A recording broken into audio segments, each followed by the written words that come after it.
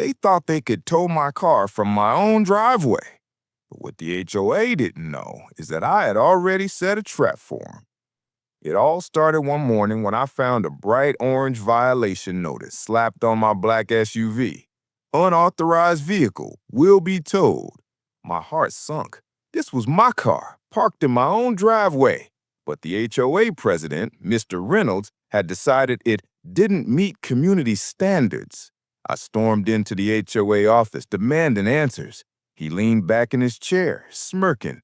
"You've got 7 days to move it, or we'll take it."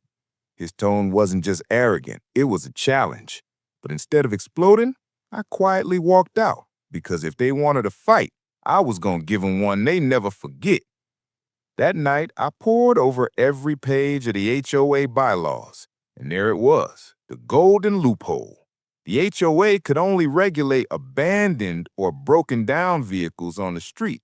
They had no legal authority over a car parked in a private driveway. I knew exactly what I had to do.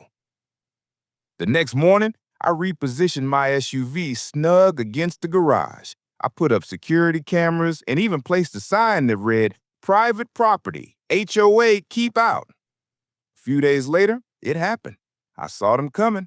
Mr. Reynolds and 2 board members marched down my driveway with a tow truck right behind them. The smug look on his face told me he thought he had won. But when the driver looked at my car, then at my sign, he shook his head. "Sorry, can't touch it. This is private property. If I tow that, I'll be breaking the law." Mr. Reynolds turned red. He shouted, waved papers, tried to intimidate the driver. But I stepped out holding their own bylaws. Right here, Section 12, Paragraph 3. You can't regulate vehicles on private property. Looks like you've got no power here. The crowd of neighbors that had gathered burst into applause. Phones were out, recording every second. Mr. Reynolds' smirk disappeared, replaced with pure humiliation.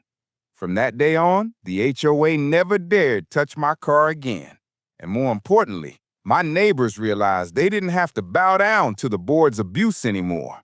Sometimes the best revenge isn't yelling, it's letting the rules turn against them.